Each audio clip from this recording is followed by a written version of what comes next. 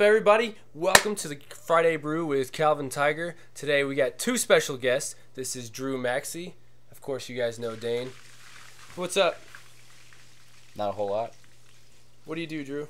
What do I do? Like for a living? Whatever. What do you do? I go to school. Okay. I read books.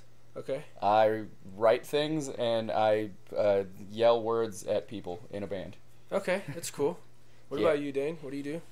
I work. I'm a dad. And that takes up a lot more time than a lot of people would think. So does growing your beard, I would imagine. Oh, yeah, I did.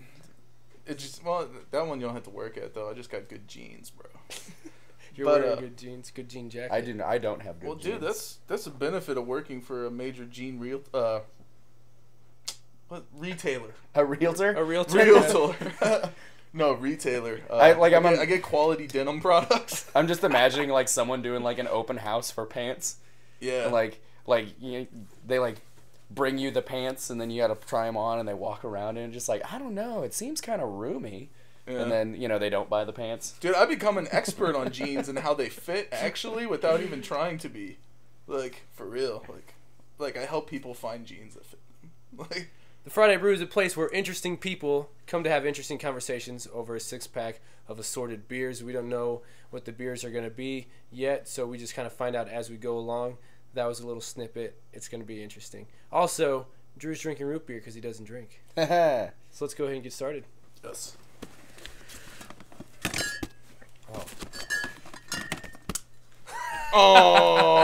And the thing is, dude, is like, not only do I not particularly care for these, but I hate green apple flavored shit. Yes. You need a bottle? I think I do.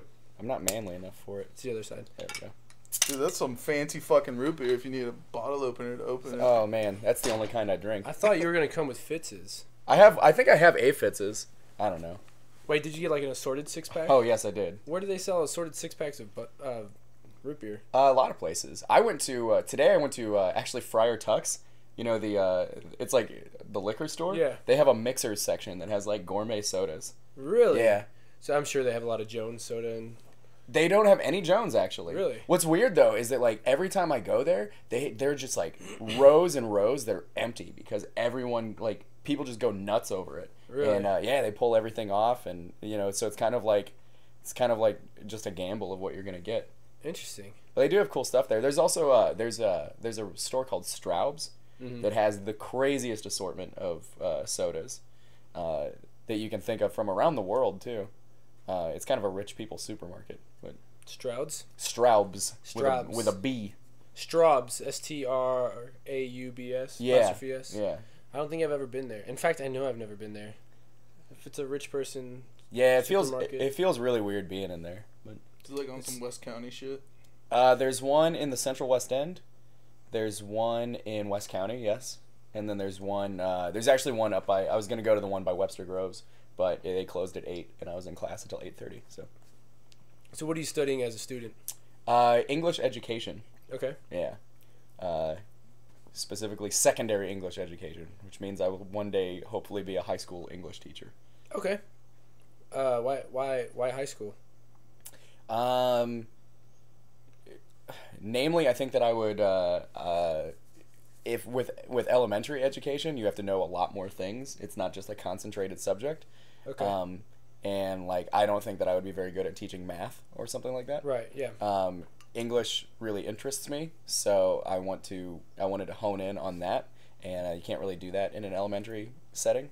Yeah. So you'd rather teach more in depth about one specific subject. Yeah. Yeah. And plus, I think that I would get along with adolescents more than I would with like young kids. Not that I wouldn't get along with like little kids, because little kids are awesome, not in like a pervy way, but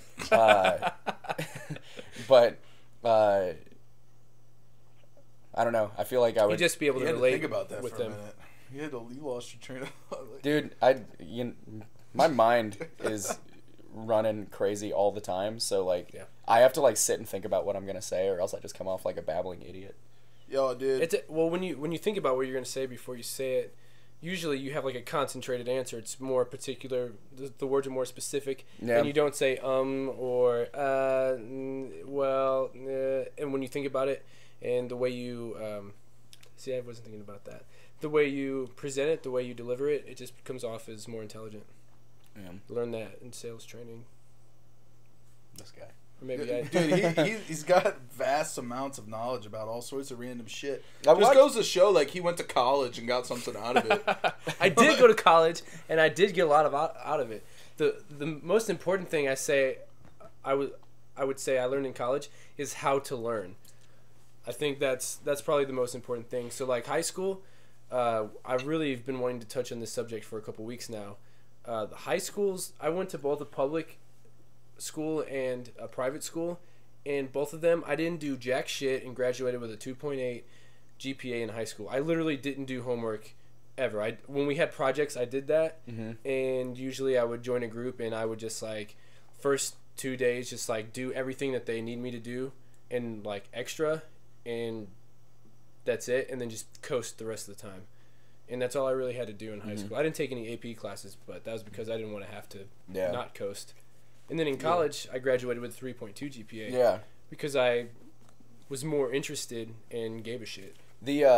What's actually they're kind of working towards like educators in America are kind of working towards something that's closer to what you just described, where they want, like, they're ingraining in my classes that when you're in schools teaching students, you are not going to be teaching them what to do, but you're going to be teaching them how to do things. Specifically things like, you're not going to teach kids what they should be thinking. You're going to teach kids how they should be thinking and how to learn and things like that. And I think that's definitely the difference between, like, a college setting and a high school setting that I'm used to anyway.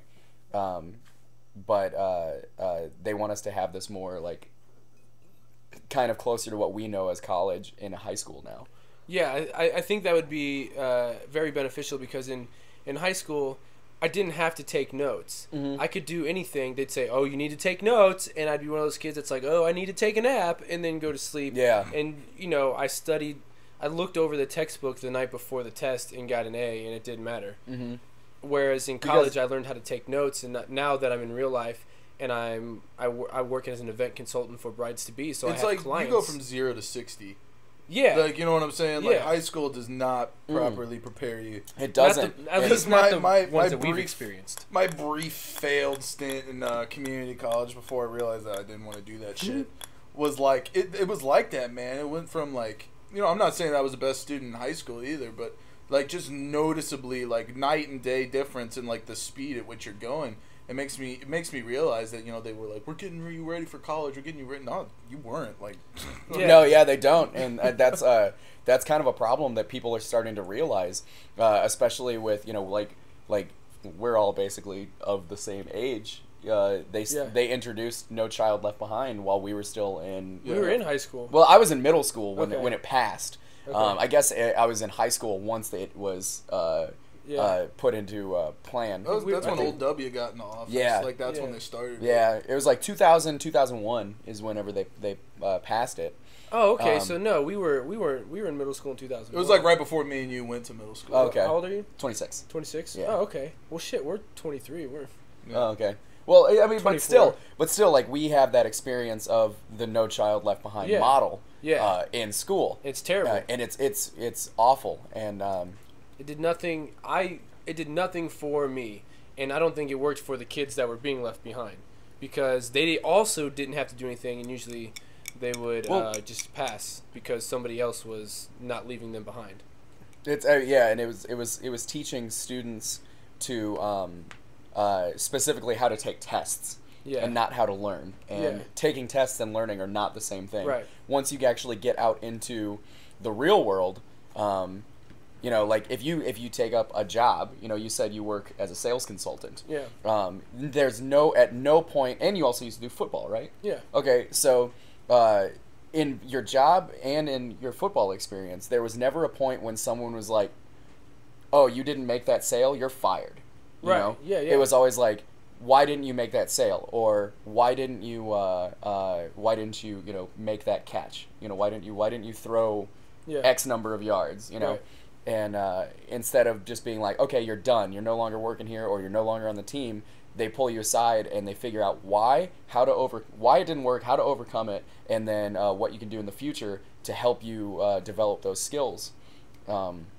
Which is that's what people do in real life. Yeah. That's not what you in school. It's like, oh, you messed up, well, you get an F. You know. Yeah. You didn't get a good grade on the test, you get an F. Right. There's not really any cultivation of ideas or any cultivation of learning. Yeah.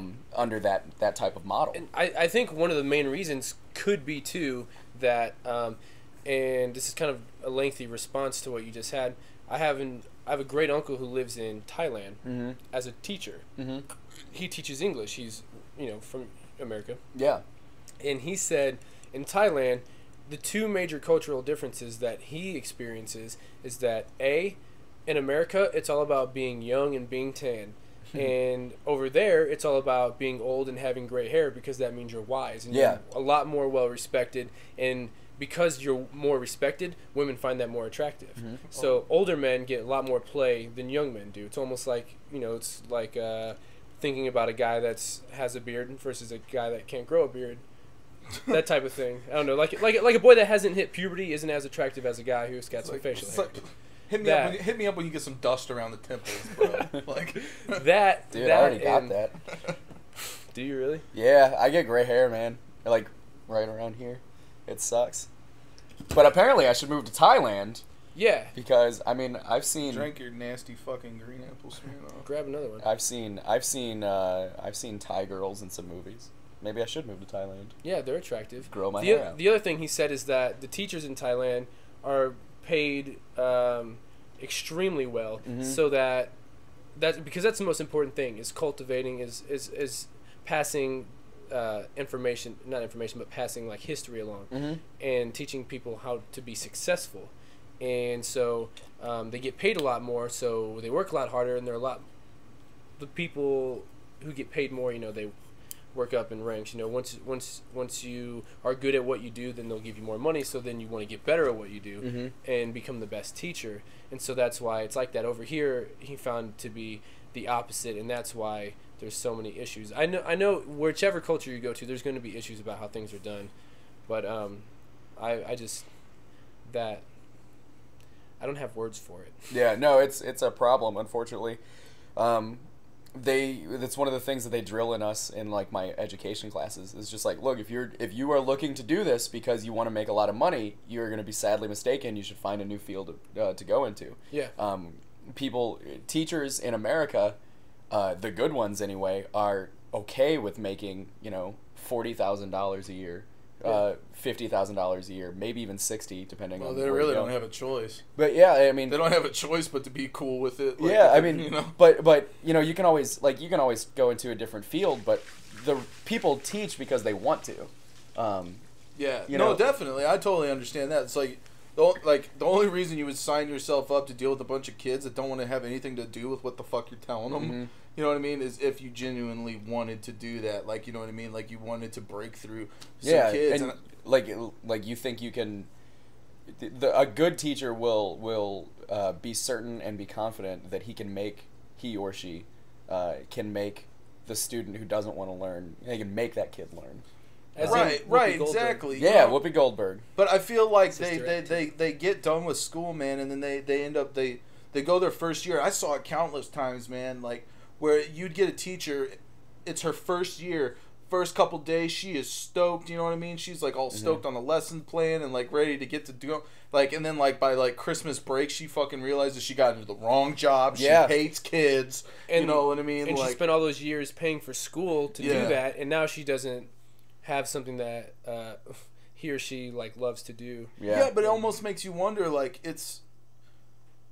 why isn't it necessarily like that for like maybe some like other countries and stuff? Like, there's got to be an issue because there's people all over the world that want to become teachers. Okay, so there has to be something wrong with America that most people, when they become teachers in America, they fucking hate it. They bitch about their pay. They bitch about this. Like, why is the American educational system failing us so hard? And that they're like, people offer like from both sides, all sides, like many different reasons as to why that is. And I'm not going to go about like why I personally feel like it is, because that's just asking for trouble. You know what I'm saying? But I'm just saying that we do have to acknowledge the fact that like the American schooling system's screwed compared to like other places, and like, but people need to talk about it, because we can't just continue like pumping out kids that, not even necessarily dumb kids, but kids that just don't give a fuck about anything. Yeah. You know what I mean? I mean, there's always going to be, you're always going to have, and no matter where you are, you're going to have someone who doesn't want to be there. Whether it's a student, whether it's a teacher, whether it's, you know, some guy who works in the same, you know, the same store as you or something like that. There's always going to be someone who doesn't want to be there. You want to trade? No, I got a Budweiser. But the difference is trying to figure out how to overcome someone not wanting to be there, how to figure out how to make them want to be there, or try to figure out a way to kind of make it interesting. Class. Make it interesting. My entire 4 years of high school, there was only one class that I actually wanted to be at, and that was Contemporary Issues with Mr. Wiegert. Yeah. Wiegert was the man. You know what I'm saying? And it was because he challenged me. I learned so much shit in his class. And that's what I'm saying. Why was I interested? Because I was actually learning, because he was forcing me to learn. You know what I'm saying? Like, I wanted to learn, man. Like, that's why the one class I liked was the one that I actually took the most from. I think, you know? the reason why that class, why you enjoyed it so much, is because it wasn't ever, here's an outline of facts. This is what the state wants me to teach you. Shit, that's, you know, sit down, shut the fuck up. Wiegert, his class was, here's an issue. I want you to discuss it amongst each other. Mm-hmm. We're going to have a class discussion about this issue. And then when we were done, or when something, like if two people were arguing, or somebody did this, somebody did that, then he would point out, so here's exactly why you two are behaving this way, and this is exactly why, when, you know, on the political level, when people are being paid to discuss these things, they forget these ideas, they forget how to respect each other, because they're so driven with passion, and now they are just picking at each other over shit that doesn't matter. You know, it was always like an episode of Full House. It was always like there was a fucking, at the very end, there is a lesson to be learned. Oh, definitely. But, like, he would always do that, dude. Like, because, like, he would always, I have no clue what that guy's actual political stance on anything is. Yeah. You know what I'm saying? Because he was always neutral. He always was like, if you argued this point, he had the counterpoint. But if you argued what, like, the political agenda for the counterpoint from the previous conversation was, if you would come at that, he would come at you with a different one. Yeah, he always played devil's advocate. And when you like, specifically you, like, came at, like, had a certain opinion, he would probably challenge that opinion. And oh, absolutely. No, you know what he would really do, just to see, like, the shit that would go down? He would get me riled up on something, and then watch the other kids rip into me, and then being like, "You're a fucking idiot. You think the world works that way?" I'm like, "Yeah." And then, but when you didn't have an answer, or when you did have an answer and you were able to, like, sit and think about, okay, why do I think that? Then give a retort to people who would challenge you. Right. You, first of all, you learned more about yourself from that experience, and you also you learned how to present your ideas in a way that when they are challenged, you can you have more substance to them than just like, oh, well, I was taught this, that's why I think that. Well, like, yeah, and in life, man, you learn so much shit from stuff like that. Like, there's a lot of things that when I was younger, I felt that I no longer feel due to conversation, due to observing what's around me, due to, like, personal growth.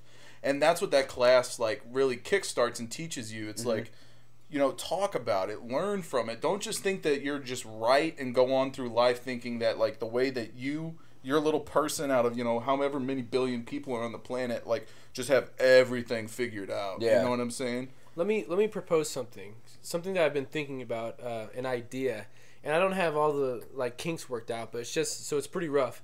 But I've been thinking that maybe school, so, like, the average school year lasts 9 months, right? And you have a Thanksgiving, you have a short Thanksgiving break, then you have a month, well, you have like 2 weeks for Christmas break, and then you have a 3-month summer break. Now, what if school... And a spring break. And a spring break, right. Yeah. So what if school, instead of having these long breaks, what if school, here in America, each school year lasted a year and a half to 2 years. Each grade lasted a little bit longer. They went more in depth on why things are as opposed to how they are. And started it, like, at an early age. Well, so kindergarten that's where you have a lot of issues, though. Hold on. Is in the whys. Well, let me continue. Yeah. So instead of having, like, 6th grade is basically, you know, 2 years long, 2 summers breaks, having more breaks more often, smaller breaks, more smaller breaks more often, having the curriculum last a little bit longer. So instead of spending 2 weeks on the Civil War, you spend a month on the Civil War, and you start thinking of why and how as opposed to just what. And then school will eventually last. So when you're starting college, you'll be 22, 23. When you're really mature enough to understand and be able to accept and intelligently hypothesize certain ideals and beliefs and truly understand things. So because I'm 23, turning 24 in like 10 months from now. So within the next year I'll be 24. I'm starting to realize shit. Like shit's starting to make sense. And I'm sure you went through the same thing when you. I'm going through the same shit right now. So we're mature. We're at an age where we're starting to understand. I don't It blows my mind that I'm not. That school is over when I'm just now starting to make sense of everything. Yeah. Yeah, it's like you want to learn all that shit with a clear mind, you know. Yeah. So maybe if school lasted a little bit longer, each year it eventually will add up until when you're learning the most important stuff, which shouldn't be learning how to learn. Like that should not be what college is for. Right. College should be building upon that. So when we're at this age, 23, 26 would be when you're ending. You know, that type of scenario where when you're mature enough to take those ideas and apply them, you will be able to apply them. But that's our 20-minute mark. We're gonna go ahead and take a break. So if you're drinking at home, take a break with us. It's gonna be like 30 seconds from now, less than that, like 10 seconds after I cut together. So hit the space bar, pause it, hit the bathroom, come back, and continue drinking with us, or drink your root beer, whatever you choose to do. We'll be back with more interesting stuff after the break.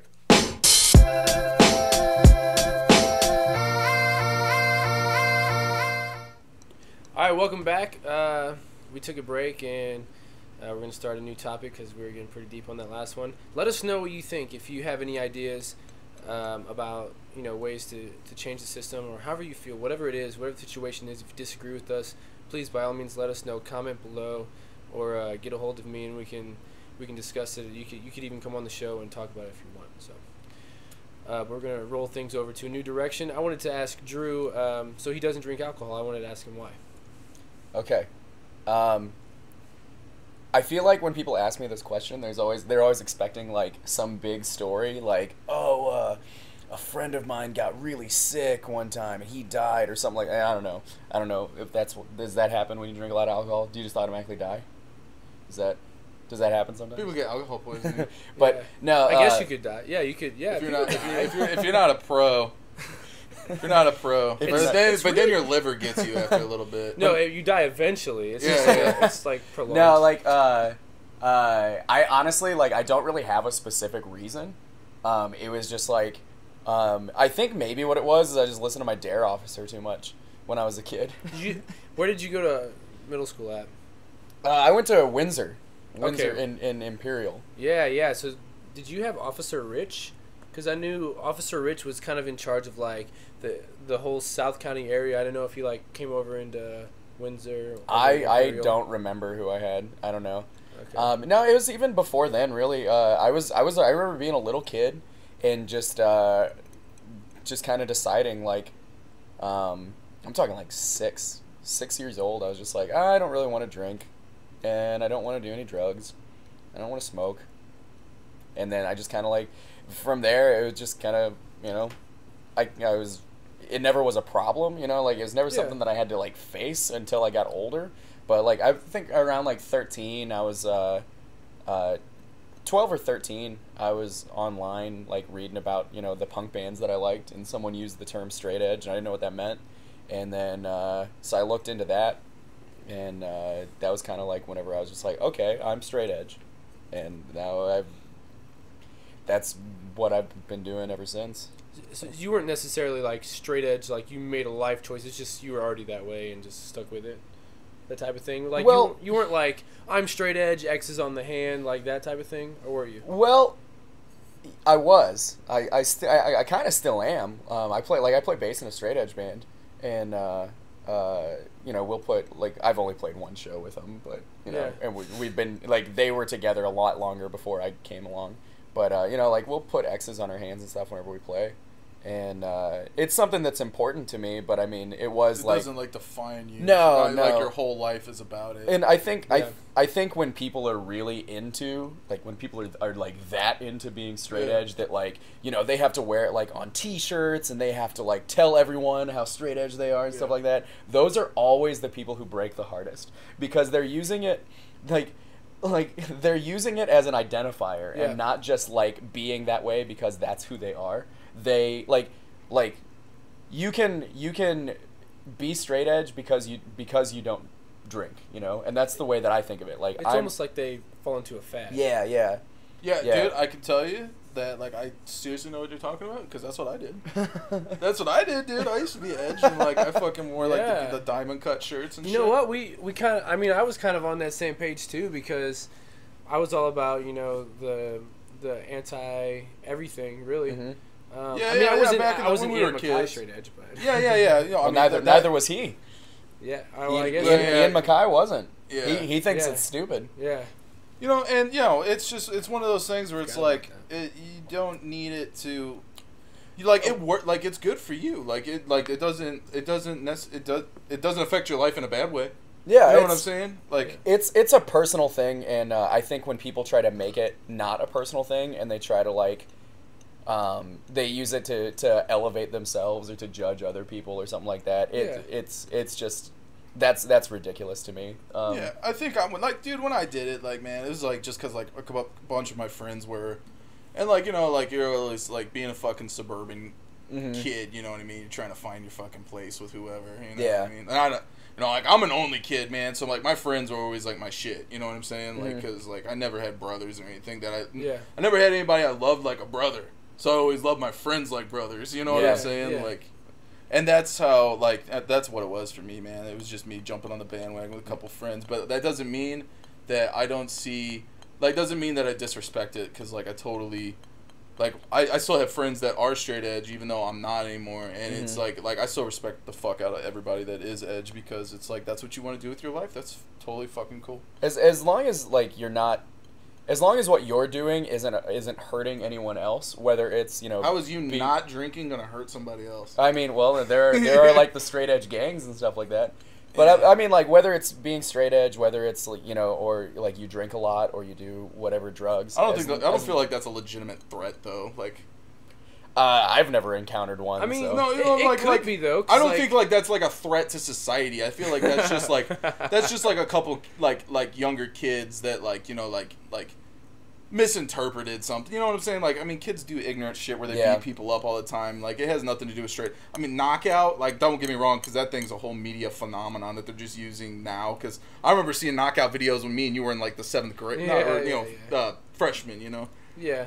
You know, so, like, I feel like that's the same with those, Internet. Like, that's just a couple kids, you know what I mean, that are, like, out there doing something stupid. Like, because kids do stupid shit, you know what I mean? Yeah, it's almost like, it's the same idea. What you're talking about is the same idea of like a toddler who throws something to get a reaction, or a dog who barks at the door finally learns that if they bark at the door, the owner will come and let them outside. It's that type of thing where kids, you know, I think will punch somebody and see what the reaction is, and literally that's what it is. Like it's not because, let's be honest, anytime you punch somebody hard, it does not feel good on your hand. Like there's no, like, it's not like, oh, that felt great on my hand, like let's punch more skulls. You know what I mean? Yeah, and that's what I'm saying. It's all youth, because I don't know a single guy who's an asshole about being straight edge that's over the age of 20. You know what I mean? Like there's no mature guys like that are like, you know, like adult male, like, you know what I mean? Like in your early 20s that are like, like, fuck you because you're not straight edge. Like, it's always kids that are like that. Yeah, for sure. You know what I mean? And that's where they get that, like, you know, they're using it to get an air of superiority and try to, like, feel like they're better than other people. And it's nonsense. It's one of my favorite things to do, I love, like, finding young straight edge kids and just making fun of them. Like I noticed. I make fun of them all the time. Because, like, if you have 10 of them, 10 like young straight edge kids one of them is actually going to stick with it. Yeah. And, like, I hate being that cynical about it, but it's so true. And it's like, all you got to do, just as an older person, I feel like I've earned the right to, like, just rip on them really hard and make them, like, get these angry reactions about it. And then, that's funny the way you say I've earned the right. Like, yeah, you've no, gone I have. through it. Yeah. Even though no one messed with me whenever I was young. You probably didn't wear it on your sleeve. I think for a while I did. I did for a while, but it was like a couple years after high school. I just got really bitter, and I just kind of like, that was one more thing I could be mad at people about, you know. And I've since like cooled down since then. But like, I mean, I have a straight edge tattoo on my leg, and I've had that since I was like 18. And so I guess I got the curse, you know. Yeah, I mean, now you're kind of stuck with it. Yeah, everyone I've ever met who has a straight edge tattoo breaks. So, I mean. Yeah, it's really interesting. I always thought straight edge was, I always thought it was dumb because I didn't think it needed a label. Yeah, and I think I think not wanting to label yourself and still, like, you know, like, I don't want to use the term be sober, but, like, you know, you like to just not imbibe. Yeah. I think that is better than someone who's like, oh, I'm so straight edge, and then they're not, you know, like a year later. It's like imagine in middle school, the kid that was like extra into like punk and metal, and then like summer happens and you come back to school next year and he's like extra into like rap, and he's almost ghetto and stuff. Almost everybody I know though, like if you ask them like, well, it's like, well, why don't you, like, why do you got to be straight edge? Like, why can't you just say I don't do drugs, or like I don't drink? And like, it's like, because if you tell somebody that, they're gonna be like, what do you mean you don't drink? What do you mean you don't do drugs? Like what? Like, you know what I'm saying? Or like, you don't smoke weed, you know, not drugs. No, normal people aren't like, what do you mean you don't do hard fucking drugs? What do you mean you're not a heroin addict? To me, you know what I'm saying? It gives you something to say. Well, it's like, oh, I'm straight edge, and everybody's like, oh, okay. You know what I'm saying? Like, well, usually people are like, well, what does that mean? What is that? You know, and that really bugs me, because then I'll be like, well, it means straight edge is. I'll say something like, straight edge is a subculture set within the punk subculture of people who reject the ideas that you need to. They reject society's standards of drinking, drug use, and smoking. And then I'll say that, and they'll just be like, they'll do one thing like, huh? Or they'll say, oh, that's cool, and then leave. Or they'll be like, oh, that's what I am. And it's just like, no, you're not. No, you're not. People always, one of the things that I absolutely hate about, like, how, I sound like such a prick saying it, but, like, one of the things that I absolutely hate about the normalization of straight edge is that there are people who are like they think that straight edge is something separate from punk. And, you know, punk and hardcore. And that is where straight edge is, and that's where it exists. And if you are separate from those lifestyles, you are not straight edge, regardless of whether you've never touched a beer in your life, you know? And that's something that always, like, really, really gets to me, and I don't know why it bugs me so much, it just does. And I, like, go off on tangents, and I'll just explain to people that, like, no, you're not straight edge if you're not involved with punk culture in some way. Yeah. You know? Like straight edge juggalos? I don't understand that. Is that a thing? Yeah. Shut up. Oh, no, I don't think it's like a big thing, but I was watching that documentary about, it was like it was like American Juggalo. And like there was this dude, he's like, I'm straight edge, I'm just down with the clown. It's like, oh my God. There are straight edge rappers. Like, there are straight edge rappers. I think one of the dudes from, the dude from Jedi Mind Tricks is. I could be wrong about that. No, I think I've read that somewhere as well.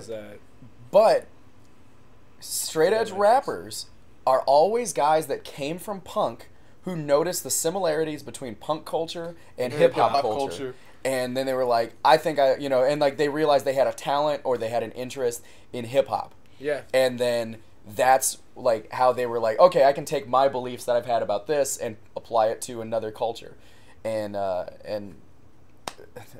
people always say like, well, you can like rap and be straight edge. You know, I get this all the time from like kids on message boards on the internet because if you have the desire. I do that thing, and it's just like, yeah, of course you can. You can listen to classical and be straight edge, but if you are not involved with your punk scene or with your hardcore scene, you're just a guy who doesn't. You're just a person who doesn't do these things. True. You know? So what you're saying is to be coined straight edge, you have to be involved with the punk scene. Yeah, with that, and I mean, that makes sense. You also have to like physically you don't like stand on a mountain and like I am straight edge, you know, but like you have to claim it, you know. Yeah. Like at least 3 people have to know. Yeah, and there have to be at least 3 witnesses, and you have to get you fill it out. You have to have the notoriety. There's a questionnaire, and then you send it to your local straight edge representative. I'm the Jefferson County one, and then you'll send it to me, and I'll send it off to the council. You send it off to Vincent from the Acacia Strain.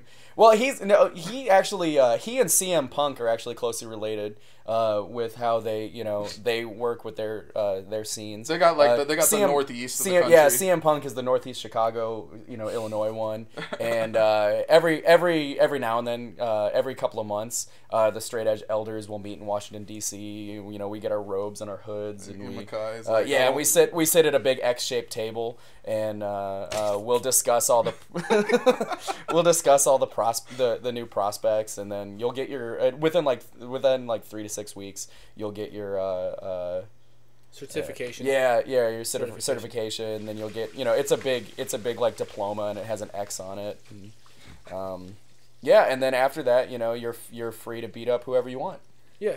I'm pretty sure that's how it goes. That's how it is for, I know, at least for straight edge, but also for those that aren't straight edge. That's also how it goes. Yeah. So you also have to apply to not be straight edge, and say that I get drunk and I do drugs. I'll tell you what's a pain in the ass when you have to change paperwork when you go from being straight edge to not being straight edge. Dude, because then it's kind of like divorce. You get the extra documents, and then there's the fees that you have to pay for switching over, and then once you're. So you have to get the leaving fee for one union, and then you have to cancel your contract. Right. Yeah. You have to sell, and then you have to find a broker to help you sell all of your Youth of Today merch. Yeah. And it's just a pain in the ass. Yeah. That's really why I haven't broken. It's just because it's not worth the hassle. It's not worth losing that sick Judge hoodie. Dude, true story. I was at a show. I was at a Less Than Jake show. Nice. Recently. Where did they play? The Firebird. How recent was this? November? It was like Less Than Jake, Less Than Jake, Masked Intruder, a band I don't remember off the top of my head, and Anti-Flag. And I wanted to go see Anti-Flag because I still love that band. Oh, I always hated that. I know you do. And because you hated it, I hated it because I didn't know them before you, and then when you showed it, you're like, "This band fucking sucks," and I was like, "Yeah, this band fucking sucks." I went to this show. I like them though. I think I would. I went to this show because I had never seen Anti-Flag in a small venue. I had never seen them in a small venue, and like I always had like a goal of mine was like I'm gonna stage dive to Anti-Flag. So I finally got to do that. And I was at this show, and this little short drunk like 50-year-old dude just comes up to me, and he's slurring his speech. He's just like, "You're wearing a Judge hoodie." I was just like, "Yeah." He goes, "Dude, I love Judge." I was just like, "Cool, man." And I handed him a flyer for the H2O show that we had coming up, and he's just like, "Let me buy that off you right now. I'll give you $40 for it." I was just like, "Go online. You can buy it for $20." That's how I got it. He's just like, "I'll buy it off you right now. I want to buy it because I love that band, and I didn't know that people still listen to them." And he starts telling me all these stories about. I recorded him and put it on Instagram as a video. But he starts telling me all these stories about like. He's like, "Dude, I remember seeing E-Town Concrete in Belleville, and all these Nazis came in, and we just like filled up. We put like pool cue balls and socks and started beating them with it." Just like, all right, man, cool. Yeah, that's crazy. Yeah. He was funny. That's kind of like one of the things like a lot of people don't.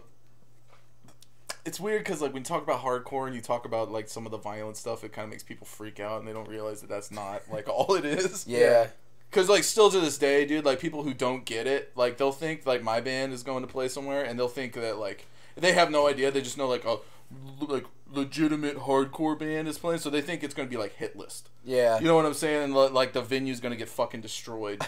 You know what I'm saying? Like... Yeah, that's like when Beastie Boys went around, they like fucked shit up when they were younger, but then they matured and they stopped doing that, and then they couldn't stay in specific places because when they or other acts like Run DMC couldn't stay in certain hotels because Beastie Boys stayed there before, and when they were young they just didn't give a fuck about anything, and they would just throw like 6 packs of beer at the wall just to see what would happen. You know what I mean? Dude, I think I should state for the record though that I do like Hit List. Those shows are fun. Like, dude, like, you know, have you, since you brought up Beastie Boys, have you ever heard that first Beastie Boys record, like when they were still a hardcore band? Like the song Beastie Boys. Yeah.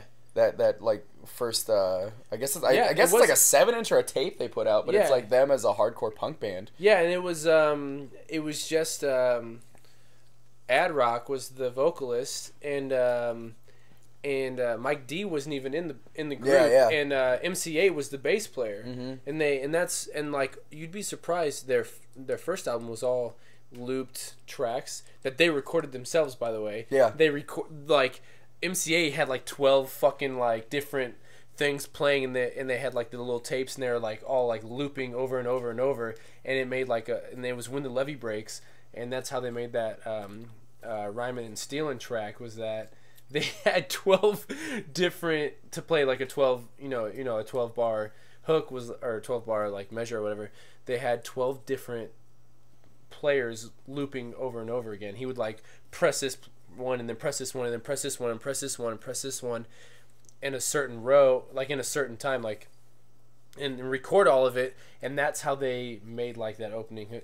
And eventually they moved to RCA Records and got it really recorded. But they started out as a hardcore punk band, and that's why even to like, not to this day obviously because MCA passed away, but the last few shows they played, they were still playing their instruments. They're playing the riffs to all of their songs, but just like rapping over it, which blew a lot of people's mind because that's hard to do. You've got Mike D playing the drums and rapping at the same time. It was ridiculous. They were better musicians. I have a hard than time anybody. singing and even playing guitar at the same time. Like a lot of people are able to do that very well. I'm not one of those people.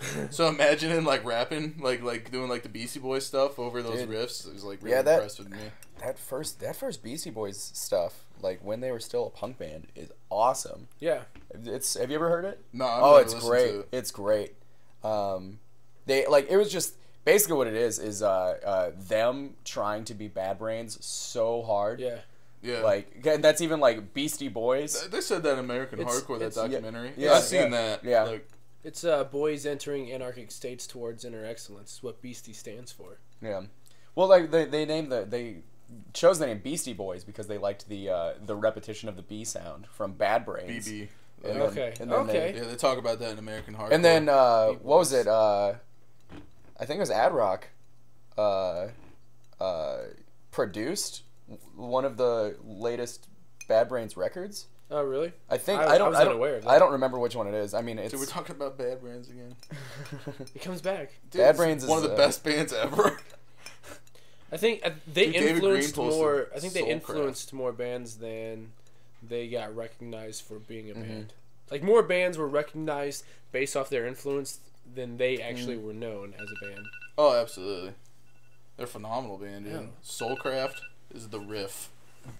That's our 20-minute timer. So we're gonna go ahead and take another break. That was quick. That one was quick. We weren't as intellectually. We weren't having as an intellectual conversation, so I guess it felt quicker.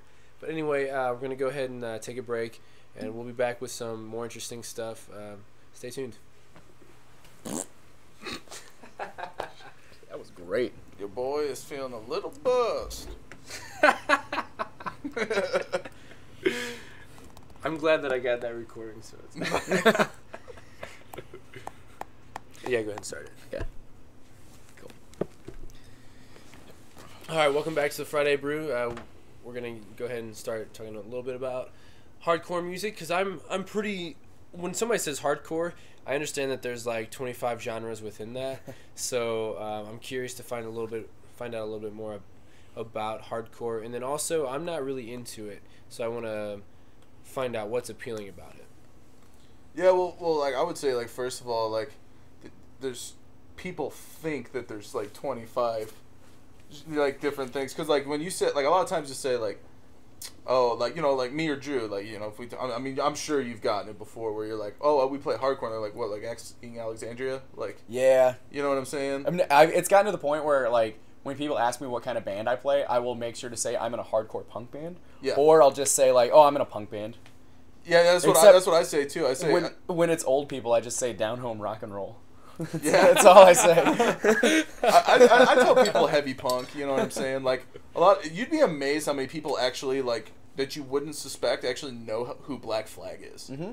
You know what I'm saying? So like I'll be like, do you know who Black Flag is? And like 40-year-old like soccer dad is like, yeah, actually, like I used to listen to him all the time. And I'm like, it's like Black Flag, make it modern and heavy. You know what I'm saying? Like that's Black Flag's heavy though. Yeah, like, well, yeah, but like I mean, like, but Earth Crisis hadn't come out yet when Black Flag was around. You know? But they're definitely good though. That might be a little bit about Henry Rollins too. What do you mean? Like because he's a figure. You know what I mean? Yeah, oh yeah, and definitely. People are like, he went from like doing music. Well, he was in Black Flag, then he did Rollins Band, then he was in movies, and then he was on TV. Yeah, he was on Sons of Anarchy. Well, even my dad, man, growing up, dude, movie. like my dad was like a metalhead, like Megadeth, Iron Maiden, like all that shit. But I remember, like, you know, it's burned into my memory as a kid because I was like, what the fuck am I looking at? This fucking Slip It In record, dude. Like, I had it on vinyl, original pressing. You know what I mean? And then he fucking sold that shit on eBay. It pisses me off because he sold it like when I was like 11 and I got into punk at 12. You know what I'm saying? So like I know what it is now, and I'm like, damn it, Dad, you sold that? One of my most favorite albums to not only to drink to, but also like when we lived in Lake St. Louis and we'd go out on the lake. One of my favorite albums to listen to out on the water was "Who's Got the 10.5."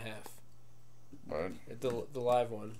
That was I don't know what it was about that album, but there's something about Black Flag that's. Dude, organic. Black Flag. I've said it before. I'll say it again, and it'll be on video this time. Black Flag is the Beatles of punk. Yep. Like there was music, there was punk before Black Flag, and then there's punk after Black Flag. They completely changed everything, and it, you know, not to discredit like especially the Bad Brains. Bad Brains like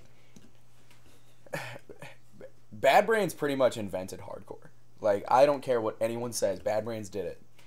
You can say that it was kind of like, you know, stuff was happening here in, you know, in DC and New York, and stuff was happening in Los Angeles at the same time, but no, it was Bad Brains invented it. But I think because Bad Brains dropped out of it for a while, I think Black Flag perfected it, and there's nothing that would ever I think that would ever convince me otherwise that Black Flag is not the most perfect punk band of any type of punk. And when it comes to hardcore, if you're not listening to Black Flag, you're doing it wrong. That's a fact. Yeah, I mean that's definitely a roots band. But like the cool thing about like hardcore, like in the place that it's at now, is we're at this like weird. It's at this like weird impasse, right? Where it's like, it used to be like this like street level. You know what I mean? Like you like. Unless you had already been living this kind of life, you might not necessarily stumble across hardcore. Yeah. And with the internet, it's making it so like kid in bumfuck suburban town has found hardcore. And we're seeing this like it's weird. It's cool, like everybody who's a part of it and everything, because it's like it's simmering, man. Like you know what I mean? Like bigger, like bands are getting bigger. Terrorist playing Warped Tour. You know, I've got mixed feelings about that. Yeah, but that I agree, because we all know how terrorist terror. They've always been in the like more so in the public eye than necessarily anybody else. Yeah. Well, that's not what bothers me about that. what bothers me about Terror being on Warped Tour is it's awesome that there's probably gonna be some kid who's like never really thought about hardcore and like real hardcore, which, you know, I consider Terror to be a real hardcore band that will appeal to someone who may not have necessarily heard it before. Mm-hmm. They're a good gateway band. Definitely a gateway band. Terror is so much like a big part of who they are as a band is their live show and their fan interaction. Yeah, they won't be able to do stage dives. Yeah, and like they make their fans such a big part of their show. Oh, absolutely.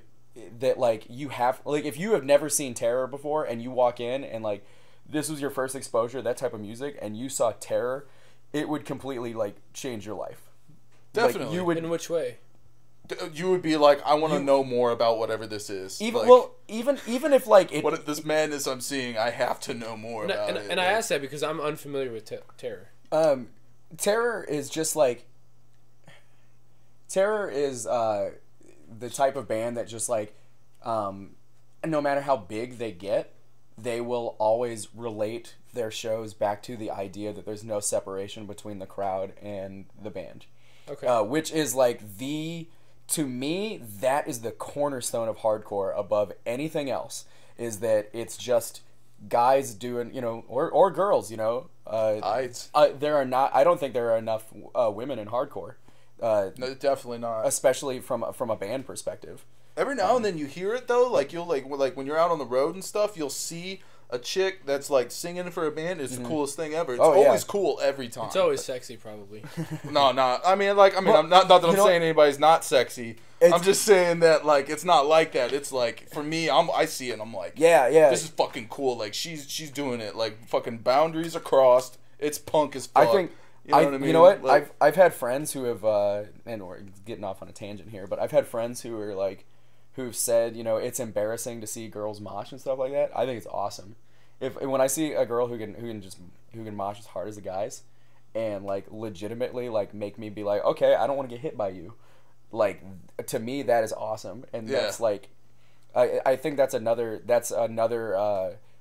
that's kind of unique to hardcore, is that, you know, because you don't really see like girls being as active as guys in other genres of punk, really. Yeah, and go ahead. Even like,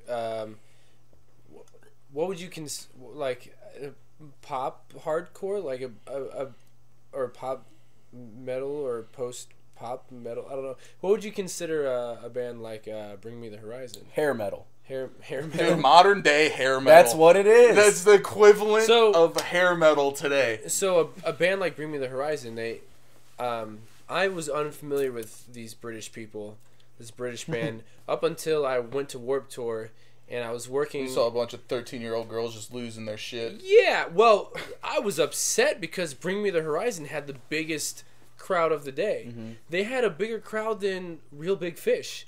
That blew my mind. Yeah. Like, severely. Like, my brains were splattered all over walls. Yeah. That's how hard my mind was blown. And there was so many girls that were like, fuck yeah, let's be a part of that. Pfft. Oh my god. You know what I mean? Like, they would be, like, jump in and, like, I was there with a friend, and she had never seen Bring Me the Horizon, but she loved them, and I had never heard of them, and I was like, yeah, okay, I'll go watch this band. I don't know, we got 30 minutes till Mac Lethal does his thing over there, and I want to watch that. So we, you know, went to that, and she kept getting knocked down and kicked by people crowd surfing and whatnot, and this and that, and she was kind of complaining about it, and I was like, well, I mean, look where we're at. Like, this is what it's about. It's like, this is why people go to the live shows, is to crowd surf, is to mosh, is to be in this huge huddle of people, and it's Missouri in July, so it's 8,000 degrees, and you're in the sun, you're about to pass out. Like, that's part of the experience of going to Warped Tour and seeing a band like that, and had nothing but like negative things to say about it in that scenario. I don't know. That's what punk songs are songs about bands like that. You know, and I'm not saying they're not in that band. I think they're awful. I think they're sure, you know, like I said, hair metal. I think that that's like it's the modern equivalent to Poison. Just like they're like it's like these jock assholes who figured out that they could wear tight pants, put on makeup, and get laid. And that's exactly Wow. like I think you described them though pretty to a T. Like, and they may honestly like impression I got. 100% believe in the music that they're making, but from my perspective, there's very little substance. There's very little substance to it, and it's all about show. And for me, hardcore is about more substance and less show. But at the same time, there's a theatrical aspect to hardcore. Of anytime you're on stage, Yeah, there's yeah. always a theatrical part. Definitely. I think, but for me, like, the biggest appeal to hardcore is I think that hardcore as a genre, as a lifestyle, as a I don't know. Ugh, I'm burping. Too much beer. Too much of that root beer. Yeah, man. I think the main what appeals to me from hardcore is that it's just like so primitive, and I don't say that to be like I don't say that as negatively at all. It's stripped down. It's just like Stripped down to the basics. You know? yeah, it literally is like there's a reason why whenever you see a hardcore band, the guys are like you know, people like the crowd are moving their arms in a way that's almost like ape-like, and it's because like it's just it gets in touch with like it touches you in this really primitive, early, de-evolved spot, and it's like for 30 minutes you can be a complete you can be the bare basics of a person. You don't have to be. And people don't get the pit. That's one thing that like people like you either get it or you don't, or sometimes you learn and stuff, like, you know, because we hit the fuck out of each other. Mm-hmm. Like, we literally fucking like I've had my nose broken by my friend. Yeah. You know what I'm saying? One of my friends knocked my other friend's teeth out. Do you think they were mad at each other? Did they fight over it? No, because it's like, you know, it's gonna happen. Yeah. It's like if you heard a train whistle blowing, you wouldn't go like stand on a train track and be pissed that you got hit by a train. You know, people are swinging their fists and stuff, but it's like that's like the only time that it's socially acceptable to act like that. And that's what I was trying to say about like bands like Bring Me the Horizon or something like that. It sucks that is becoming like a part of that scene. Like that sucks to me because there's a certain mentality that comes along with being like in the mainstream. And I'm not talking about the bands, I'm talking about the people. And right. It's just like when you have something that appeals to a lot of people and there isn't a lot of substance to it, and you know, it doesn't have like the same emotional resonance that like hardcore does for me. You're just going to have people who are hitting each other for no reason. You know, there's like, and you're going to have people throwing spin kicks just to see like who can throw the hardest spin kick, you know, and it's like, or who's trying to look the coolest while doing it. And then you'll have, you know, your friend getting hurt and stuff like that. And there's not like, you know, I mean, I don't like the whole spin kick thing, but I don't really have anything necessarily against it because here's the thing is there's so many different kinds of people in hardcore, so many different subgroups. Like, for instance, like I seen a post by a friend of mine who was like, you know, he posted like the Summer of Hate stuff, and he was like it was like a festival. It's a different kind of hardcore than like what me and him do, but it's like really, really intense, like heavy, and like the shows are crazy. Like, you know what I mean? Like they're like super, but violent's not the right word for it, because like it showed all these people and like they're just punching everything. Like if you're a person, you're getting hit. Like, you know what I mean? Like just like crazy chaos. But what you don't realize is that like the guys that are hitting the guys in the front, everybody's wearing 5'9" shirts. Okay, well like you know, it's there's crews in hardcore sometimes. What is 5'9"? It's like a hardcore crew. Like it's, you know, just a bunch of friends. So like a brand, how like some like football teams in other countries have a brand. Is that what you would call it? I don't know what I would call it. It's kind of honestly, like a like, gang that represents, like, you know, it's not Yeah, like official. It's yeah. nothing official, but it's like, Yeah, they're not like organized criminals. You know what I'm saying? Yeah. Like, you know, they're just dudes that look out for each other. They wear colors and stuff. You know what I mean? And like, Okay. they're always like, in my personal experience, they're always the coolest fucking dudes. Like, they get such like a bad rap a lot of the time, and they're like really fucking cool dudes. I've seen crew violence and stuff like that, and Right. it's like, clearly, you know, like, look at me, I'm not really anyone who's gonna, you know, really be a fan of fighting. Right. You know, I would get my ass kicked if I were fighting anyone. And like I said, I've seen crew violence, and, you know, to me, it doesn't appeal to me, and like, I don't really get it, and I distance myself from that. But you're right. Some of the dudes that I've met in crews individually, some of the nicest guys. Well, right. And what I was saying about that video is that summer hate thing. Like, it was all dudes hitting their friends. Yeah. You know what I mean? So it's like so the guy who posted it was like,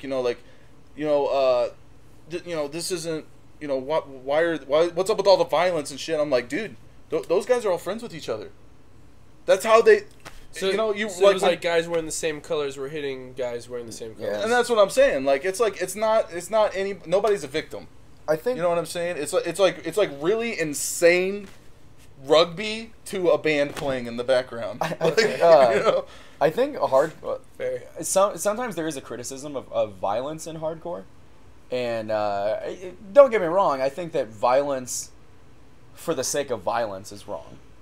Just, you know, trying to hurt someone is wrong, and that's not something that should happen at shows. But at the same time, like, I see these people like saying stuff like, you know, hardcore should be safe, and it's just like, no, it shouldn't. It shouldn't be safe. Don't get me wrong. No one wants to get hurt, and no one wants to have any type of like negative reaction to someone else, and that's totally different than being safe. Because if you think about it, like, moshing's not safe. No. Stage dives are not safe. Not safe at all. The music itself sounds intimidating, and it sounds like it sounds, for lack of a better term, it sounds unsafe to the ears. It's not hardcore shows is not fucking Sesame Street. You know what I mean? Like, and there's a certain appeal that comes from like being so far gone from something that you would find in like on your pop radio, or you know, your top 40 or your country stations. You know, to me, that's what's safe. Like, that's considered safe. And then once you eliminate everything about that, then you start to get into what, like, the essence of hardcore is. Yeah. And the essence of hardcore is a big fucking community that's, like I wouldn't have been able to do any of the shit that I've done. Like, I've been on tours, you know, like, I've seen most of the country, and it's all from people helping each other. Mm-hmm. Yeah. You know what I'm saying? It's that makes literally, sense. like, for instance, like, with me, It's a scene. a kid named Kevin Oakley, like, saved my East Coast tour. You know what I'm saying? Like, it was all in, like, shambles. It's just a kid in Jersey. He was like, I'll get you 3 shows in Jersey. You know what I'm saying? It brought the tour together, and, like, those 3 Jersey shows are phenomenal. And all the kids that came out are phenomenal. People gave us place to, every single night on that, that tour, we got to stay at somebody's house. And they fed us, you know, use our bathrooms, you know, use our, you know, showers and everything. You know, they'd take us around town. You know what I mean? Like, that's cool. Amazing people. You bring up, you know, kind of looping back to that whole Bring Me the Horizon thing. Find me one person who loves Bring Me the Horizon, who's like, that's their favorite band. Tell them to send an email saying, like, hey, I want to book Bring Me the Horizon in my town, and I want them to stay with me, and I want them to, you know, I want to be the reason they get paid that night. And it's just like, they would never get a response back, you know? Yeah. But, like, a couple weeks ago, one of my very favorite bands, I just happened to send them an email, and I was just like, hey, would you guys be interested in playing St. Louis? An hour later, they give me an email back. It just says, yes, we've been trying to find someone. Can you help us? And I'm just like, yeah. I set up a show for them. I bring them in town. I found them a place to stay. I promoted the show myself, and I hung out with them afterwards and stuff like that. And it was like, now a band that I really, really like, that, you know, I consider to be like among my favorite bands, is now friends of mine. That's cool. And that is something that you cannot find outside of like a DIY centric scene, which hardcore is. And you don't do it for the favors, but it's like, the same time, it's like he knows that he can hit if he wanted his band, Perfect People Sick Band, like if he wanted his band, you know, like to go play with those guys, like, you know what I mean, in their town or something, they would make that happen, and that's what's going on. It's kind of like everybody's related amongst the struggle of being in a place where, you know, it's not the corporate idea. It's not the idea where most people are exposed to, and it's like everybody's, you know, like one nation under, or, you know, like one nation under this, like one nation under hardcore. Yeah. And so everybody in hardcore is available to help each other for that. Yeah. In theory. In theory, I'm sure there's plenty of. Yeah, and that's the thing is, it's like you can sit here and bitch about, like, you know, like, because like I said, with it being with the internet, you get all sorts of different kinds of kids. You got kids that have no concept of what, like, street life is like. You know what I mean? Getting, like, thrown in with dudes that have been, like, you know, like you know, city dudes, like, their entire life. You know what I mean? And it's like and it's all for the music. You know what I mean? Yeah. So there's lots of different kinds of people. There's people that are, like, you know, hipsters, like, you know, like they were fucking internet hipsters, and hardcore happened to be, like, the fucking genre they fell into. Yeah. But, like, as I've come to realize, like, you know, like, as time goes on, it's like, don't bitch about those people. Yeah. Just set yourself. Be the best example you can be by just being fucking cool to everybody. Yeah. You know? Something else to bring up, like the communal aspect Yeah. of hardcore. The other day I was working. I got a text message from a number I don't recognize. Right. You know, and it's like, it was a guy that I had met in passing once last October, I think. It was the drummer of Cruel Hand. Oh, yeah. And he sends me a text message. He's like, hey, I'm on tour with this band. We're going to pass through St. Louis. Can you help us? You know? And it's just like, I don't know this guy. I don't know what band he's with. I don't know anything. I can't go to the show. But at the same time, like they were playing in town and I couldn't go. But at the same time, it's just like, yeah, I'm happy to help. You know, like, because people do that for you. Like, they did that for us. You know what I mean? There's no reason why I can't just say, like, no, you know, I don't like this band, or which, you know, he wasn't on tour with Cruel Hand, but right. You know, it was an indie band. There's no reason why I can't just be like, hey, you know, I'm not gonna help you. You know, why would I do that? Instead, you know, I found them a place to stay. I found, you know, they stayed with a friend of mine. They had apparently a really killer show, and then they stayed again that night and after the show, and then they left. And it's like, I could, on the one hand, I could just be like, I don't feel like helping you, but instead I was just being a nice guy about it, and now I feel like, you know, I don't believe in karma, but I feel like if I did, I'd have good karma now, you know? Yeah, absolutely. And hardcore gives me the capacity to do that. Yeah, and it's funny, like, what a small world it is, because I have a similar story. Like, it was not even too long ago, Vimo down in Springfield, Missouri, you know what I mean? Because the network is just so vast, you know what I mean? He hits me up and tells me that Sold Short from Texas, like, needed a place to stay. And I was like, yeah, absolutely, because people did that for us while we were on the road. People who weren't even at the shows let us stay at their house because their friends said so, right? And so it's like, I don't even know any of these guys. Well, turns out I get texted by one of the dudes, and I do know the guy because I stayed at his house when I was filling in for Out of Time. You know what I'm saying? Like, same dude's from Texas. He's in a different band called Truth. You know what I'm saying? It's just for real? Yeah. Truth is cool. Yeah, but he was filling in for Sold Short, and I knew him from when I was filling in for Out of Time and went through and stayed with them already. You know what I mean? Like, they ended up not staying at my house because they were like, dude, fuck that snow and trying to get to Winsfield tonight. But you know what I'm saying? It was just funny how it's like such a small world of people just helping each other out. You know. There you go. Hardcore has. I hope that opened your eyes. It definitely opened my eyes to about it, because we didn't really talk about the music at all. But I've got a show on the 17th coming up. You should come to it. I'm going to of March. Of March. Yeah. What day of the week is it? Monday. I work weekday evenings. I may be able to work it out. We're gonna take a break right now, though. We're gonna come back. We're gonna do another 20-minute session, and we'll get back to you guys after that. So stay tuned.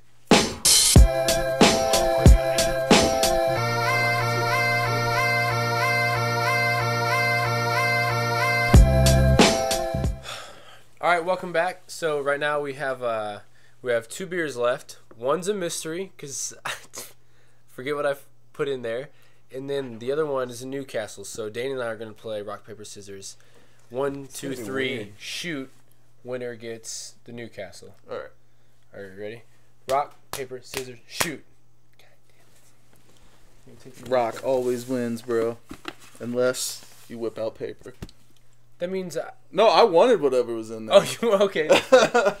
So you got Limerita. Yeah, dude. You guys didn't even have to play. You could have just been like, I want that. Yeah, that's what we could have did. I thought you wanted the Newcastle. No, I wanted what was in. I wanted the surprise, man. Oh, okay. Well, then we didn't have to. Dude, play, you just wasted so much time. Yeah, But it was This is still all it was your- a good match. This is all your It fault. was a good match. You see the way I threw out that rock and he pulled out scissors. Yeah, dude. I I was felt like Jim Ross on WWE. About, oh my God. JR. Well, there you go. What was my favorite was look at those puppies.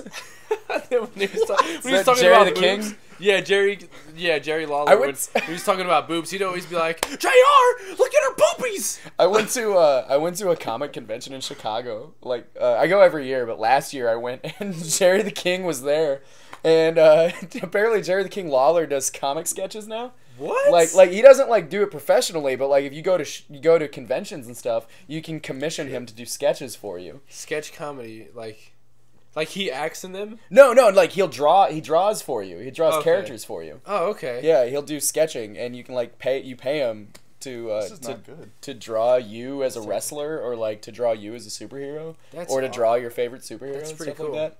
That's really out of the box and really cool. That's you'd think he'd be making more money with the WWE as an announcer. Because, dude, I don't know how, but even still, I'll catch it every now and again. I'm like, how the fuck how is this arena filled? Who's still watching this? How is this arena still filled? I don't know, man. I know so many people who like. Yeah, they're into that shit.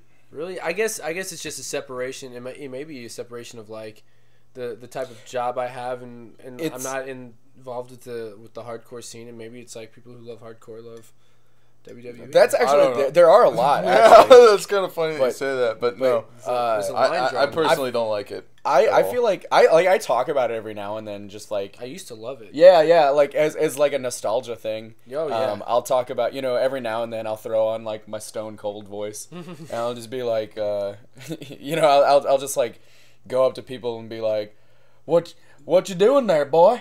Huh? What?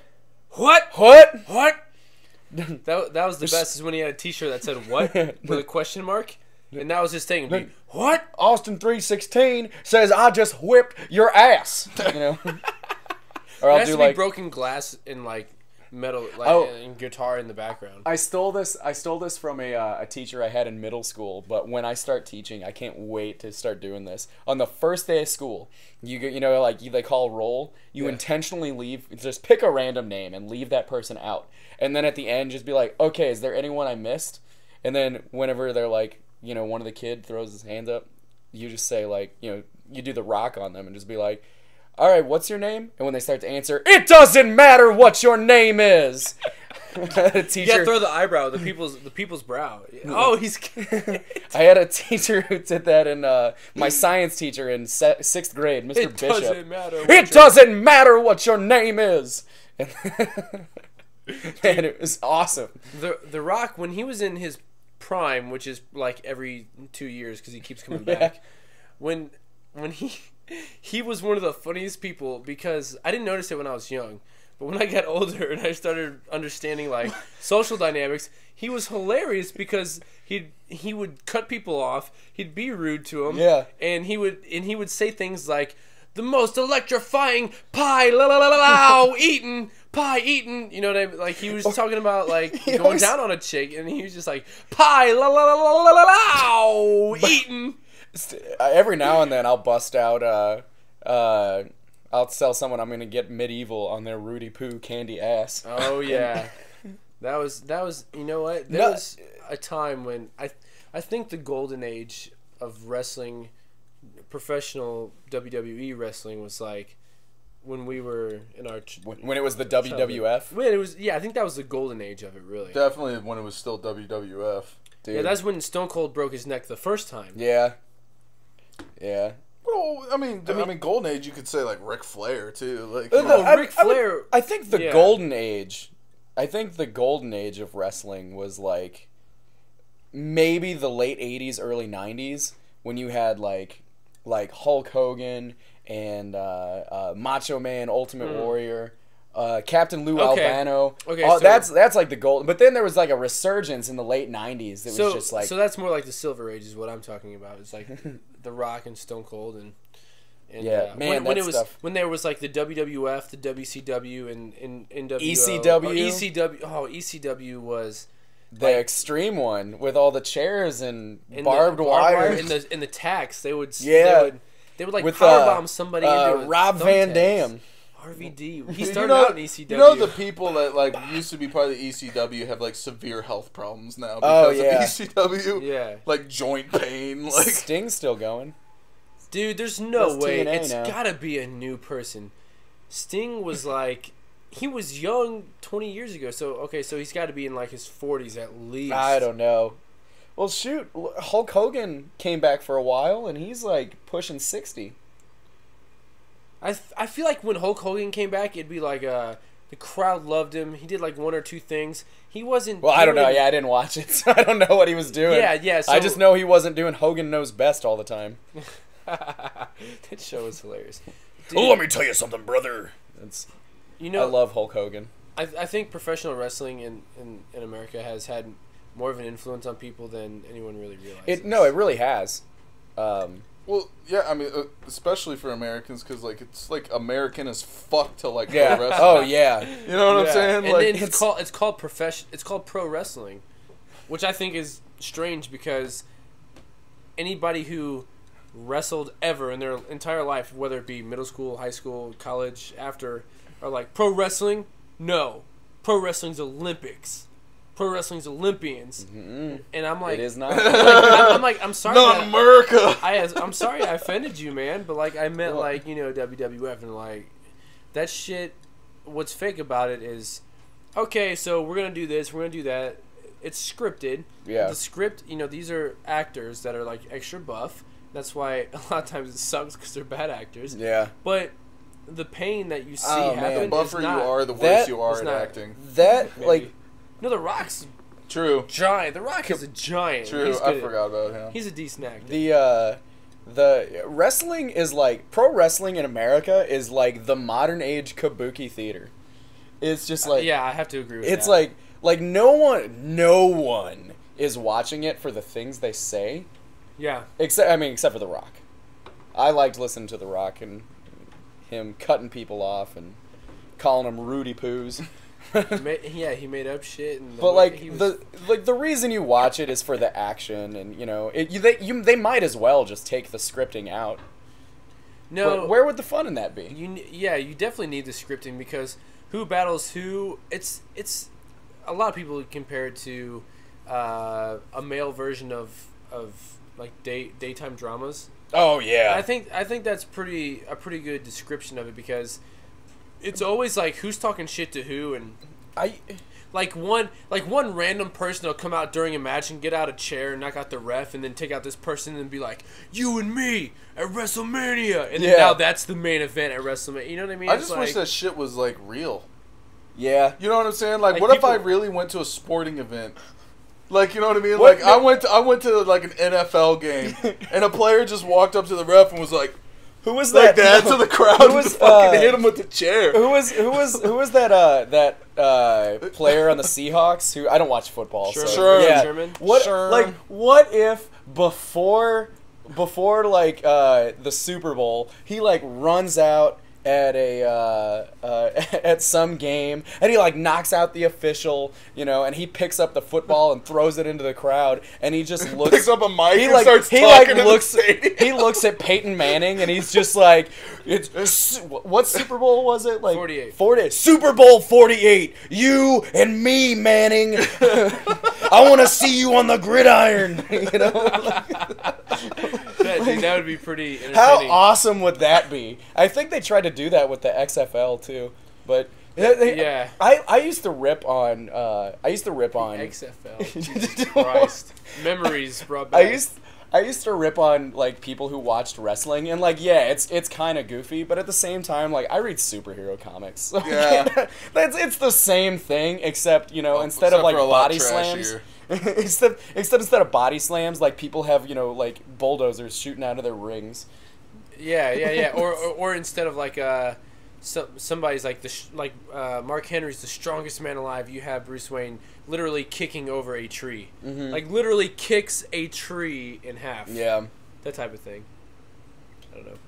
Yeah, but like Bruce Wayne is like seeking justice for Gotham, whereas like Is he? I don't think he's seeking justice for Gotham. I think he's seeking justice for himself. Well, yeah, but you get what I'm saying. Like, it's like he's trying to do something productive, whereas this guy's bitch cheating on him with that guy, so he's about to get fucked up. Yeah, you know what I'm saying? that was always the thing about WWE is they have the divas. Yeah, they're literally called divas. When you understand, like once you get to like the real world, and somebody's like, "Yeah, that girl's a diva," that's not. You're like, I want to have nothing to do with that chick. Yeah, but in WWE, WWF, WCW, TNA, all that shit, the divas. Well, WCW had the Nitro Girls. To me, that's a little bit classier than a diva. I don't know. Divas They're more like ring girls. They were more like ring girls. But like at the same time, here's what sucks about the those days of the WWF. They never let Chyna be a diva. Chyna, I get her confused with Lucy Lawless all the time. Really? Chyna's way bigger than Lucy Lawless. I know, but she would destroy Lucy Lawless. I would watch that. You know what? Look, Chyna does porn now. You can find a link right here. Like, legitimately, she does porn. And she says it's, like, I've watched interviews with her. She says that it's just like the WWE. Oh, man. I imagine it's taking a beating. Like, she, thrown around the ring. The Avengers, there's, like, an Avengers porn parody, and she plays the She-Hulk. So it's like This Is Not the Avengers, probably something like that. It's called like Avengers XXX, a porn parody or something. Porn parodies are making a big comeback. Yeah, I recently watched. It was called This Is Not the Wizard of Oz. Yeah, and that one was. There was like midgets for the Munchkins, and it was one of those moments where. Was there a scene? Oh yeah, it was a scene. Well, yeah, it was like when it was. Okay, so they, like, she just went over to Ozland or whatever, Dorothy, and she met, like, I could talk about it the whole time because it was so fucking funny. First of all, she like, passed out because, like, her Auntie M was, like, giving a BJ to some dude, some random old dude, and she, like, passed out from watching it. Seeing the beach? From seeing the beach. Well, it was her Auntie M, and the actress legitimately was, like... 45, 50, so it was like her aunt, and then she passed out, whatever. As they go to Ozland, and then this this small person, this Munchkin comes up and says like something ridiculous, and then they're like, "You have to have sex with the guard," and then the guard bangs her, and it's like a 20-minute scene, like legitimately 20-minute scene, like they do all the different positions, they do all the different stuff, and then when it's over, they're like, "Okay, let's go on." And it was like those three girls, like the Tin Man was played by a female, or not the Tin Man, the Scarecrow was a female, and Dorothy, and then the good witch Glenda, like were there during the whole like scene. And then when it was over, they're like, "Okay, let's go." But it was in like a studio that was so small that like the walls were like 2 feet behind them. It was very entertaining. And Dorothy left out with the Scarecrow. I'll tell you what's funny though is that like these porn parodies, they're like, I mean, they're putting a lot of work into like trying to make them feel authentic. There's a Justice League porn parody. I've seen it. If you watch that, it's got Martian Manhunter. No, but got they bang Wonder Woman.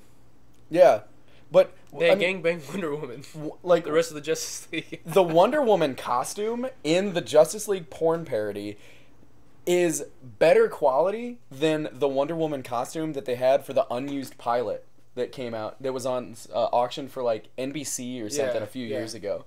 And it's like there's a problem when something that is a parody is trying to be more authentic than something that's trying to legitimately be an adaptation. Well, I think but in that sense, the adaptation, and I've seen that the parody. Not that I watch a whole lot of porn parodies, but when it comes to superheroes, I tend to watch those ones. That and the Avatar parody, because I was like, blue dicks? I don't know. I gotta watch.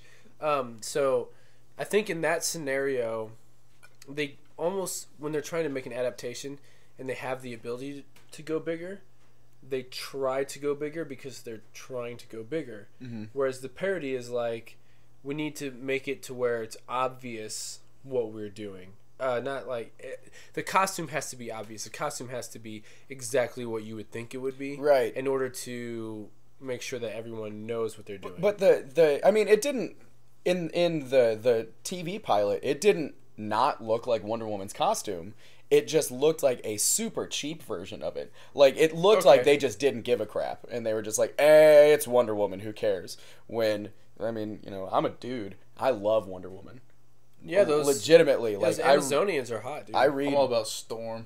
I read Wonder Woman once a month. You know, I subscribe to it, and man, that's like one of my favorite comics right now. I love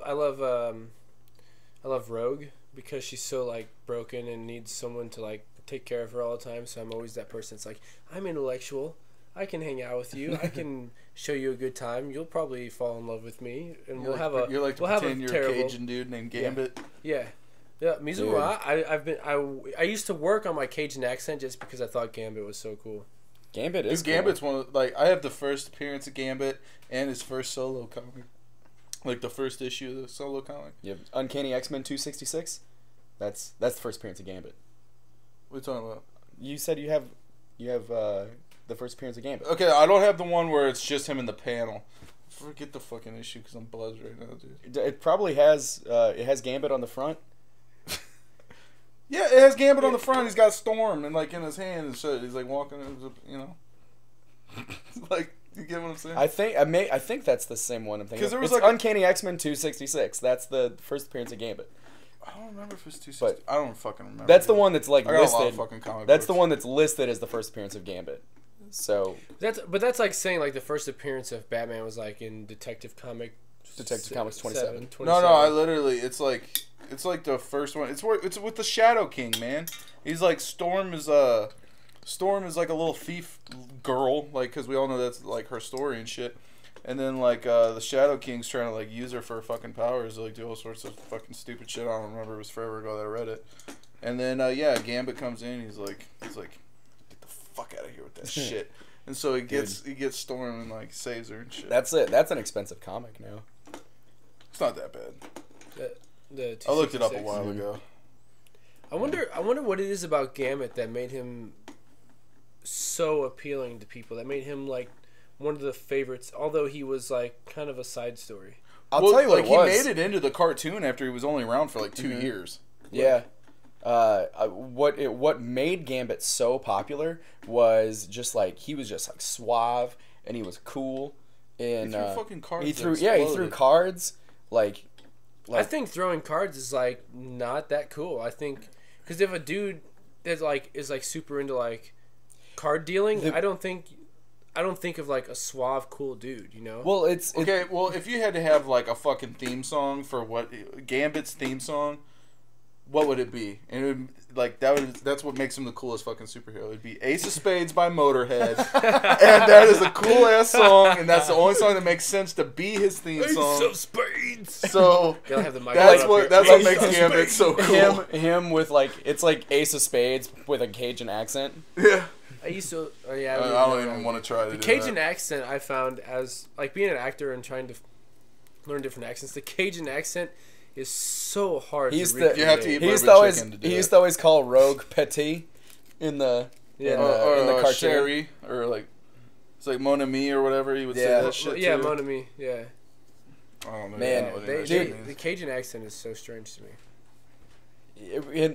What a letdown it was when they used Gambit in that movie in X-Men Origins. It's like a little like, hey, you're in that movie. Oh God, I could spend an hour talking about why that movie sucks. With the fucking the Baraka pool. God, the fucking Will.i.am is playing. That is the worst thing in that movie. Is that Will.i.am is in it? But what was the name of the character? I don't remember. He was like a far off character. He was like not. Was he just like in the fucking pen or whatever that they were all in or whatever? No, he's you know, Bishop's gonna be in the new one. Yeah. Oh really? Okay, like, if they fuck up Bishop, I'm going to be really fucking pissed. Like, super, super pissed. And what they really need to do is Fox needs to stop, like, pumping out these half-ass Spider-Man and fucking X-Men movies just because they had the licensing rights. Yo, that last Spider-Man movie is good, though. Yeah, but they still missed out shit in the origin story because they were trying not to repeat anything out of the fucking, the one that Tobey Maguire just did. Well, here's the thing, is you got, in the Amazing Spider-Man, you got a couple things that was, like, true to the fucking comics. And then in the Tobey Maguire one, you got a couple things that are true to the comics. Neither one of them being completely true to the comics. Yeah, but if you want something that's true to the comics, read the comic. Like, yeah, that's my I can't get Amazing Fantasy number 15 in my hands. You could read it. I mean, you could read one of those collections that they have. I know somebody that has an Amazing 15 copy. You do? My whole thing. They live in Chicago. He lives in Chicago. My whole thing about adaptations and like people like to throw a fit whenever it's like not exactly the same. And it's like, to me, it's like, if you want something that is exactly the same, just read what it was. You know, read like one of the. I'm a lazy American who don't feel like fucking reading. I want to watch it on the fucking screen. I did my time reading it when I was a kid. The reason why, like, I loved Amazing Spider-Man. I thought that's the best Spider-Man movie. I didn't say it was a bad movie. I didn't say it was a bad movie. And there are it has the basic elements of who Peter Parker is as a person, plus a little bit extra, and it doesn't go, super into his origin, which I preferred that, because, like, I didn't need to hear the story retold in elaborate detail for the millionth time. I will be fine. Like, my favorite character is Batman. I will be fine never having to hear the origin of Batman in a movie again. Like, because it's just been done. Like, everyone knows the story of Batman, you know? And one of the things that I loved, like, Man of Steel, I loved Man of Steel. I thought it was great. Man of Steel is one of the best superhero movies of all time. I never watched it because I was afraid of what it was going to do. Dude, I didn't even like Superman as a kid growing up. And then, like, Man of Steel showed what Superman actually is supposed to be for people who think that, like, Christopher Reeve is what Superman is. Because if you read, like, Doomsday and, like, the death and resurrection of Superman and all that shit, Superman's not, like, necessarily happy-go-lucky all the fucking time. Like, no, he's a pretty sad guy. Yeah, he's a really deep individual. Really, and Man of Steel caught that. And they caught why he's like that, the kind of decisions he has to make. It was a phenomenal movie, in my opinion. And it was judged so harshly. It was judged so harshly by people who just want to bitch about something because they have a voice on the fucking internet. When it comes to cinema and literature are two different mediums that cannot be portrayed in the same light. So when people want movies to be more closer to the book, well, here's the thing: if you watched a movie that was a recreation of the book, you wouldn't fucking watch the movie because it'd be boring as hell. And so what people have to do as script writers is they have to change certain things about scripts, about stories, that makes them appealing visually, because you're not just doing what you're imagining, what you're reading, what you're seeing, what you're hearing. You're doing everything all at the same time.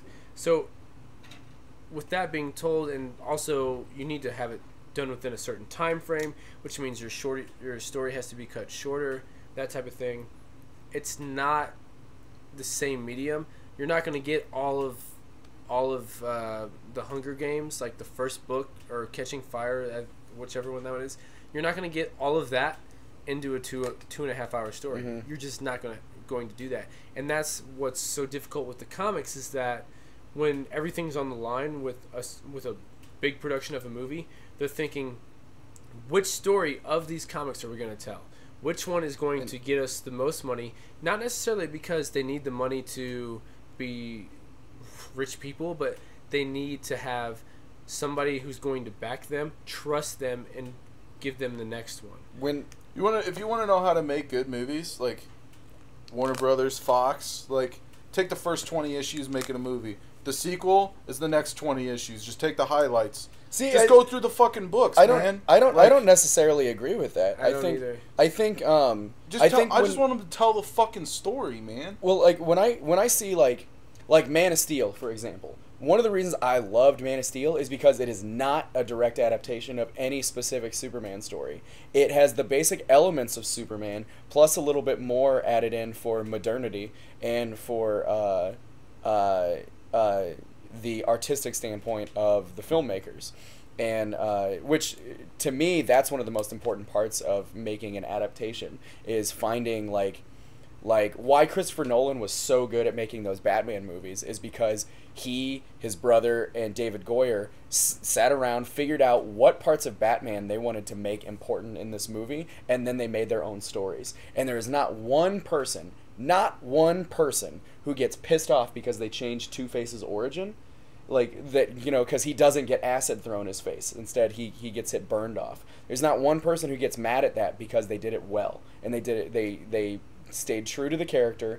They changed something to make it a little bit different, to make it make sense in their world they set up, and it pays off in the end. And that's all you need to do to make a good adaptation of a superhero movie. I'm not saying that like every superhero movie's shitty, like that doesn't follow the formula that I suggested. No, and because like for instance, like I was never even really into like Thor, Captain America, or Iron Man.